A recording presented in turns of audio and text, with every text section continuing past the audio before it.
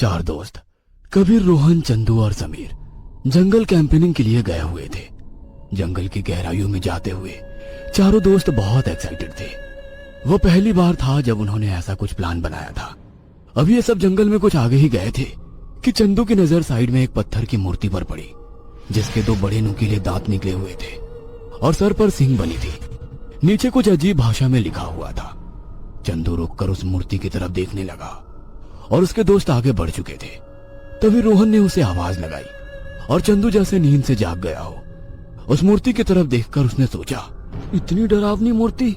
और फिर चंदू जल्दी जल्दी अपने दोस्तों की तरफ बढ़ गया। लेकिन चंदू को एक अजीब सा डर लग रहा था। चंदू का बैकग्राउंड ग्रामीण क्षेत्र से था और उसने ऐसे जंगलों के बारे में काफी कुछ किस्से सुन रखे थे। इसलिए उसने अपने दोस्तों से कहा कि हम और ज्यादा गहराई में नहीं जाते हैं, बल्कि यहीं पर अपनी टेंट लगा लेते हैं। लेकिन बाकी तीनों उसका मजाक उड़ाने लगते हैं और उसे कहते हैं कि वो गांव छोड़कर शहर तो आ गया है, लेकिन अपनी गांव की सोच भी लेकर आया है। ऐसा कुछ भी नहीं होता, सिर्फ मनगढ़ंत बातें हैं। अब ये लोग कुछ गहराई तक गए ही थे कि चंदू ने कहा कि उसे ऐसा लग रहा है जैसे उसके आसपास कोई है और कोई उनका पीछा कर रहा है।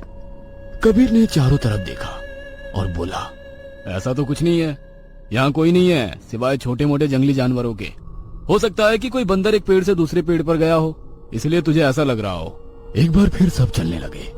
सब आपस में बात कर रहे थे कि खाने पीने का क्या क्या सामान है और किसे कैसे इस्तेमाल करना है। उनकी प्लानिंग थी कि किसी नदी या तालाब के किनारे टेंट लगाया जाए ताकि नदी से ताजी मछलियां भी मिल जाए तो मजा ही आ जाए। समीर ने अपने बैग की तरफ इशारा करते हुए कहा कि उसके बैग में उनके हिसाब से पूरा दारू का स्टॉक है। किसी चीज की कमी नहीं होने वाली इस जंगल में। एक बार फिर चंदू को लगा जैसे कि कोई उसके साथ साथ तेजी से चल रहा है। चंदू ने चौंकते हुए पीछे देख अपने दोस्तों से कहा कि उसे पूरा यकीन है कोई है जो उनका पीछा कर रहा है।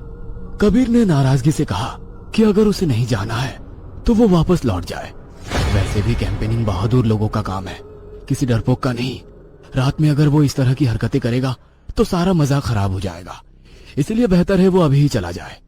चंदू बेचारा चुपचाप दोस्तों के साथ चलने लगा। तभी एकदम से सबके सामने कोई कूदा। चारों जहां थे वहीं थम गए।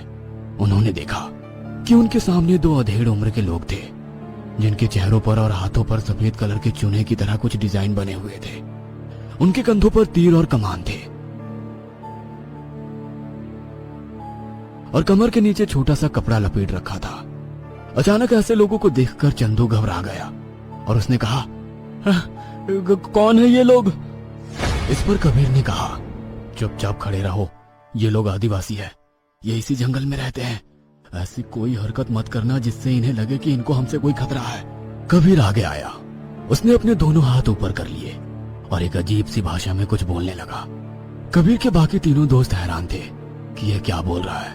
कबीर ने जैसे ही अपनी बात खत्म की, वह आदिवासी लोग भी कबीर की तरह कुछ कहने की कोशिश करने लगे, साथ ही साथ कुछ इशारा भी करने लगे। कबीर ने आखिर में अपना सिर झुकाकर कुछ बोला और वे लोग वहां से चल गए। कबीर के दोस्तों ने पूछा कि आखिर ये लोग कौन थे और क्या बात कर रहे थे। कबीर इनकी भाषा कैसे बोल रहा था जो बाकी किसी को समझ नहीं आ रही थी। कबीर कहता है कि उसके दादाजी फॉरेस्ट ऑफिसर थे और उन्हें इन आदिवासियों की भाषा बहुत अच्छी तरीके से आती थी। दादाजी के साथ वक्त बिताने के कारण उसने ये भाषा थोड़ी थोड़ी सीखी है। बाकी सब कबीर से इंप्रेस हो जाते हैं। समीर कबीर की तारीफ करते हुए कहता है कि आज कबीर नहीं होता तो शायद ये आदिवासी उन लोगों को मार देते। चंदू ने पूछा कि आखिर आदिवासी कह क्या रहे थे, तो कबीर कहता है, अरे इन आदिवासियों ने इस जंगल में और अंदर तक जाने से मना किया है क्योंकि इसके आगे खतरा है। यह सुनकर चंदू घबराते हुए कहता है, कैसा खतरा? और कबीर कहता है, इन लोगों का मानना है कि यहाँ बेताल का बसेरा है। घने जंगल के तालाब के उस पार उसकी सीमा शुरू होती है। वहीं कुछ आगे जाकर एक गुफा है जिसमें बेताल को कैद करके रखा गया है। अगर गलती से भी वो जाग गया तो सबके लिए मुसीबत बनकर टूटेगा, इसलिए आदिवासी इस बात का ध्यान रखते हैं कि कोई उस तरफ ना जाए। चंदू डर कर कहता है कि हम क्यों अंदर की तरफ जा रहे हैं? मैं तो पहले ही बोला था कि हमें अंदर नहीं जाना चाहिए। लेकिन कबीर कहता है कि डरने की कोई बात नहीं है, मैंने बात कर ली है उन आदिवासियों से। उन आदिवासियों ने कुछ आगे जो तालाब है वहां पर कैंप लगाने के लिए कह दिया है, लेकिन उससे आगे हम लोग नहीं जा सकते। ये सुनकर बाकी सब सुकून में आ जाते हैं, लेकिन चंदू को अब भी डर लग रहा था। शाम से पहले चारों ही उस तालाब के किनारे पहुंच जाते हैं। वहां उन्होंने अपने अपने कैंप लगा लिए और आग जलाकर साथ में लाए खाने की चीज और दारू लेकर बैठ गए। यूं ही हंसी मजाक चल रही थी कि चंदू ने डरते हुए पूछा कि आखिर उस आदिवासी ने जो गुफा के बारे में बताया था वो किस तरफ है। चंदू की बात पर कबीर कहता है कि इस तालाब की दूसरी तरफ वो पेड़ों का जो झुंड दिख रहा है उसके पीछे ही वो गुफा है। चंदू को डरता देख कबीर बोलता है, अगर चंदू को डर लग रहा है तो चंदू टेंट के अंदर जाकर सो जाए। और फिर तीनों चंदू के नाम पर हंसने लगे। चंदू बड़ी हिम्मत करके वहीं बैठा रहा।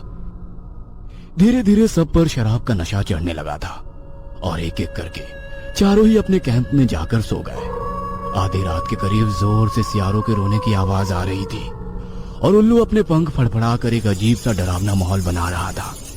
जंगल के बीचों बीच कैंप में सुकून से सो रहे इन चारों लड़कों को जैसे किसी चीज की कोई फिक्र ही नहीं थी। तभी चंदू की आंख खुली और चंदू को लगा जैसे कोई उसके टेंट के बगल से गुजरा है। ये देखकर चंदू के हाथ पैर ठंडे हो गए। जो थोड़े बहुत नशा उसके सर पर था वो भी 1 मिनट में फुर हो गया और चंदू उठकर बैठ गया। चंदू ने देखा वो परछाई जो उसके टेंट के सामने से होकर गई थी वो पीछे की तरफ जा रही थी। बड़ी हिम्मत करके चंदू उठा और उसने टेंट से झांक कर देखा तो उसे बाहर जल रही आग के सिवाय कोई नजर नहीं आया। चंदू दबे पांव अपने टेंट से निकला और अपने दोस्तों की टेंट की तरफ गया। उसने रोहन और समीर को उठाने की कोशिश की लेकिन दोनों में से कोई नहीं उठा। फिर जब वो कबीर के टेंट में गया तो उसने देखा वहां कबीर नहीं था। चंदू सोचने लगा कि आखिर इतनी रात में कबीर कहां जा सकता है। तभी उसे अपने टेंट के पीछे से किसी के धीरे धीरे बात करने की आवाज सुनाई दी और चंदू दबे पांव उस तरफ गया। उसने झांक कर देखा तो चंदू के हैरानी का कोई ठिकाना नहीं रहा क्योंकि कबीर उन्हीं 2 आदिवासियों से बात कर रहा था जो आते वक्त उन्हें जंगल में मिले थे और अपने हाथ के इशारे से तालाब की दूसरी तरफ कुछ दिखा रहा था। चंदू को कबीर पर शक होने लगा। कबीर का उन लोगों की तरह बात करना, कबीर का सभी दोस्तों को यहाँ लेकर आना, यह सब कुछ चंदू को कुछ गड़बड़ लग रहा था।